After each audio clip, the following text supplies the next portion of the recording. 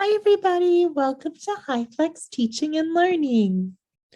So, HyFlex Learning is a classroom structure where students are given choice in the way they want to participate in class. So, they can participate asynchronously via learning management system like Blackboard or Google Classroom. They can participate synchronously online through Zoom, or they can participate in person. The most helpful HyFlex resource is definitely Brian Beatty's HyFlex Flexible Course Design book, and that is available free on edtechbooks.org. It's a really, really great resource, and it gets you thinking about your classes and the benefits as well as the challenges of HyFlex teaching. So in terms of materials, I've done HyFlex two ways. I call it like the low tech and the high tech way. So in terms of low tech, the Owl, which is sort of this portable mic and camera device, is always an option. But I really prefer the setup that Hunter has been using, which is an in-class camera that's sort of portable on a tripod with a mic installed. During my class, I'll just put on Zoom, the camera and mic is there, and we just go, we flow with it, just like we're flowing during this assert presentation. So it really, really works well. You also need access to Blackboard if you are going to give students the third async option. And again, I think my students really enjoy having those three options. In a HyFlex model, the responsibility of serving students is really put on the instructor. And I think it's really important that the instructor has experienced both online and in-person instruction. I really appreciated the HyFlex training given by CUNY. It gave me time to really think about my classes, and it gave me time to think about my syllabus. And so that part of the training is something that is really, really valuable. Because HyFlex is, in-person sync and async, then it's best if the instructor can prepare the course in all three modalities. And I actually think this is, again, something my students really appreciate. And they do sort of rotate. Some students come in person all the time, and some students come online all the time. But there are students who go from online to async to in person, depending on how their week is. So students are generally free to choose their own participation mode. And I think the only challenge is that sometimes you might not, as the instructor, know how many students will be present in each modality each week. So flexibility really is key. I know when I'm making copies to probably make less for my in-person students. I think the first week I just said, well, if everyone shows up, but of course some people showed up via Zoom and others showed up via Blackboard async. So flexibility really is key. In terms of content, I love HyFlex because it has really made me more reflective about my teaching, and it's made me think of different ways to do things. So you want to choose content that's adaptable to in-person and online formats, and you want to provide meaningful content and memorable activities, and you want to assess learning and adapt in a way to meet student needs. We do a ton of student self-assessment in the class I'm teaching, which is a very small 16-person student teaching practicum class. And I really love that, as my students are reflecting, I'm also reflecting. I am recording every session of my HyFlex class. I'm looking at it, I'm seeing what works and what doesn't work.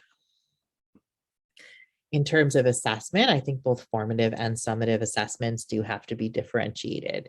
So for example, one of the formative assessments in our class is a mini lesson. Each student does a 15 to 20 minute mini lesson that they would do in their classroom. So in-person students present in person, online sync, Zoom students present online using digital tools, and my async students present a recorded mini lesson that we all watch. So it's very equal, but very different. And I've always given tests and quizzes online for all of pretty much my academic life. So I appreciate that format for all my students. In terms of the benefits, students do get to choose which modality works for them. Therefore, intrinsic motivation and engagement is really high, which I love. The instructor can immediately provide choice for students and parents. There is an easier transition if a class or school moves to an online format, or like, gosh forbid, we have to close for COVID again. Our class just will feel regular, except for that in person. And then it's very UDL and accessible for students with disabilities. So I really appreciate that. I also think that I feel like online learning creates equity. I feel like HyFlex learning possibly creates even more equity. There is the free choice to join in any format that works for you. And that choice happens every single week, providing equal access to all. In terms of challenges, I mean, I think that it takes training and it takes preparation, but it's not such a heavy lift. I think as you're planning, your instructor workload is higher, just like your instructor workload would be a bit higher if you were planning a new course. And so that is something to take into consideration. But again, the workload is not that much higher. And also, a lot of times I use my async recording time to plan for the session. So it's kind of like my planning period. So as I am recording this for a cert, I am also thinking about, how I might change things when I do this live, or how I might alter things, or what we might talk about and things like that. There is management of both in-person and online students. So you'll commonly hear me calling on both my in-person class and my Zoom class. And so there's that sort of classroom management. And I provide a lot of out-of-class personal connection through office hours, which we all have to keep anyway. But it's just an extra added sort of, my students come in and I like to talk to them.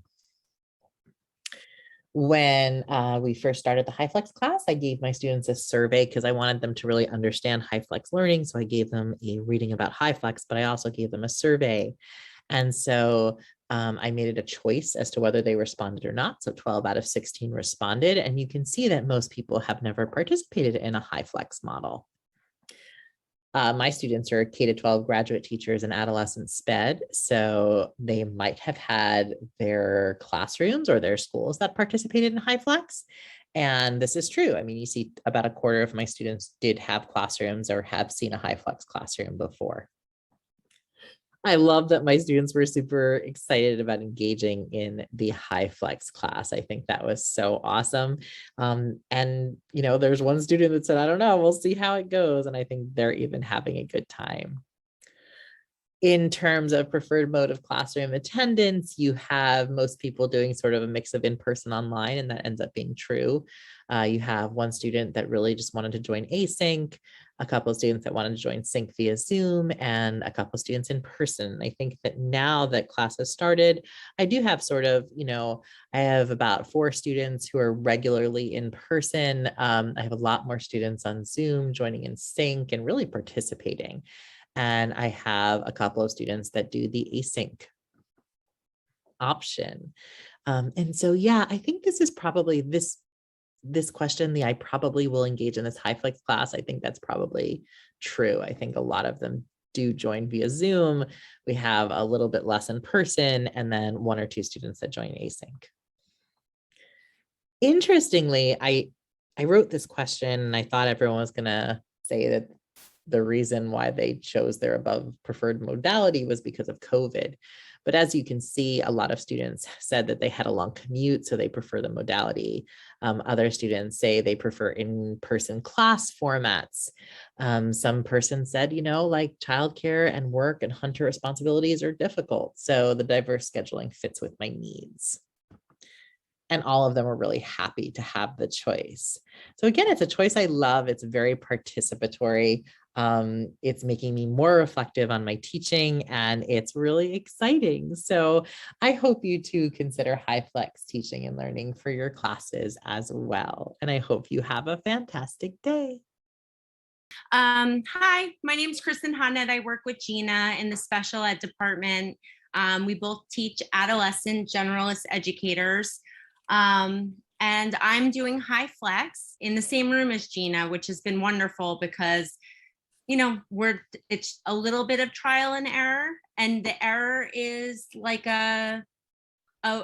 we're kind of working through it together. So I'll begin with how I introduce this to my students. We started off our first class by doing norms and talking about how you share 3 spaces. So for my HyFlex, we have an asynchronous space.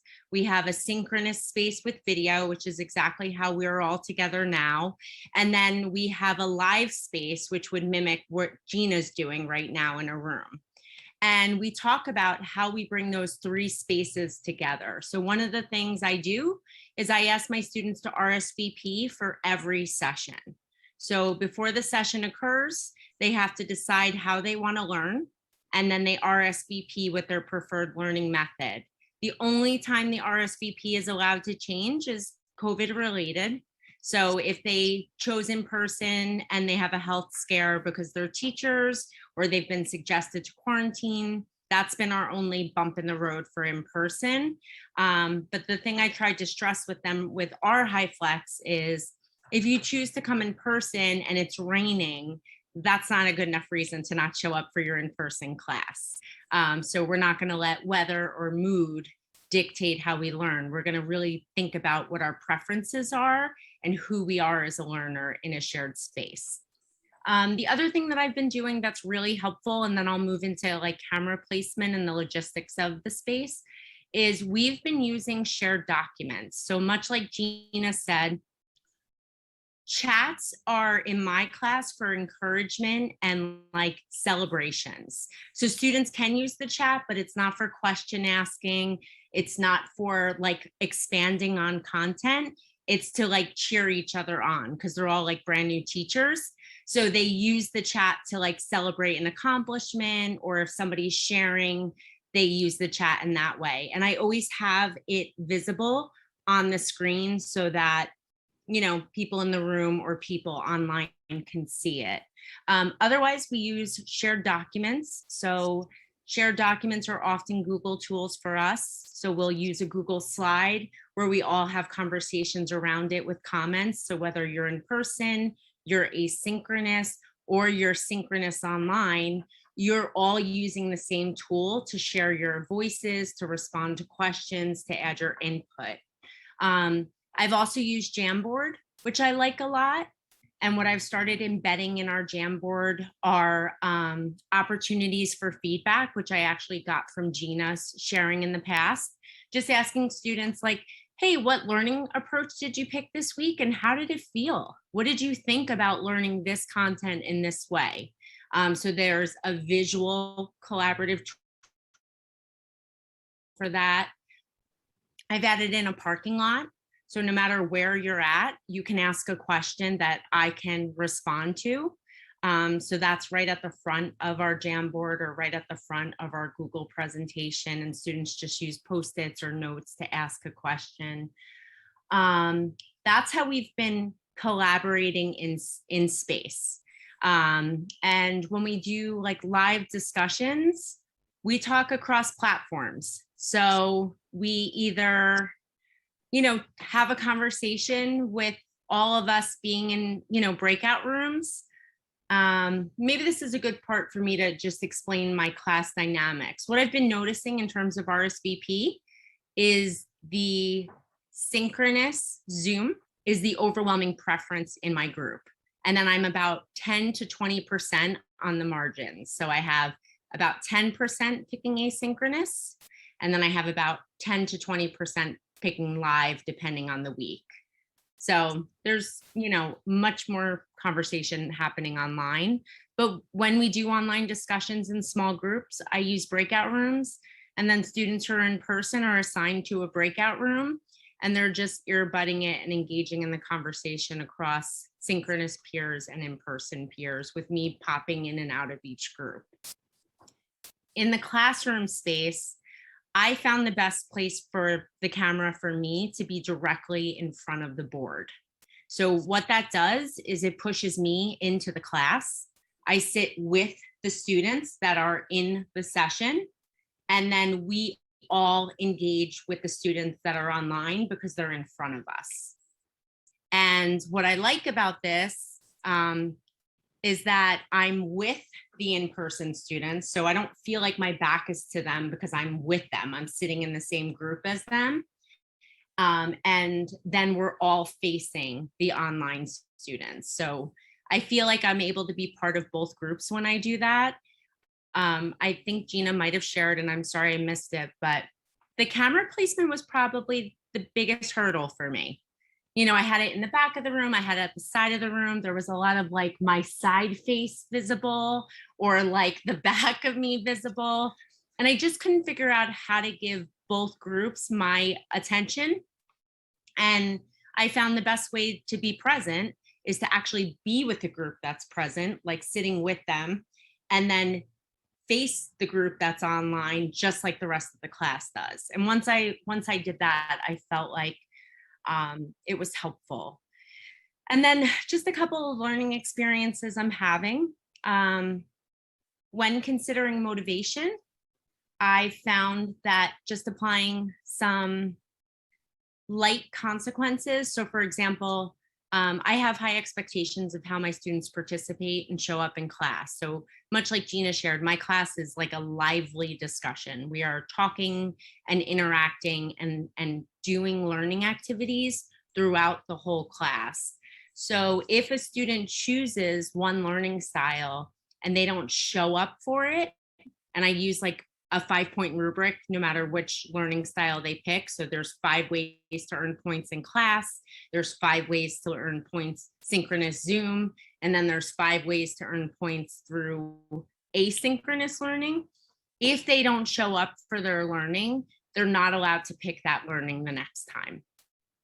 So for me, what this has created is some accountability.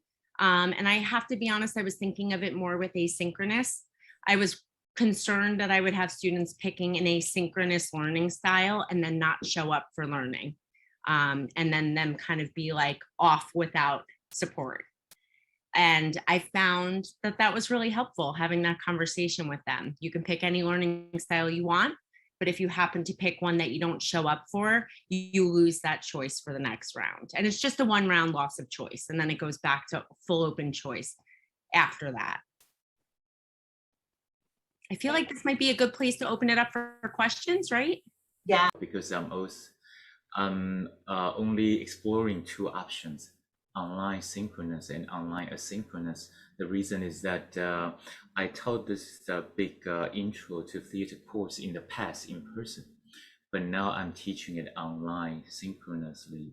And then I'm also working on how to teach the course that in a way that students can learn online asynchronously.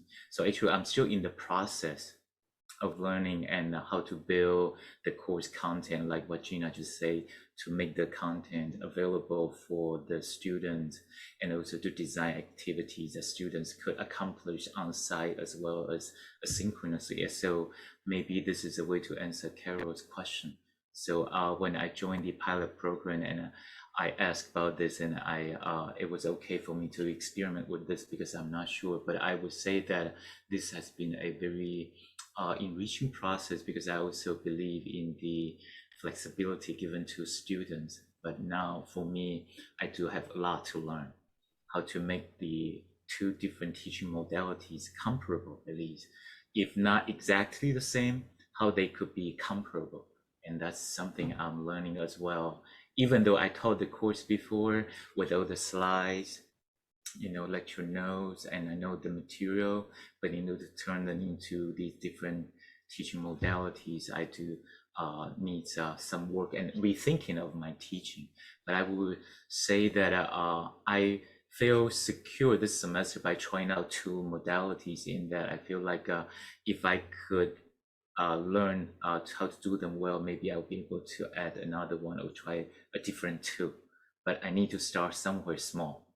I don't want to feel overwhelmed, because I have, and also because of my class is a big class, a introductory 100 undergraduate class with about 160 students.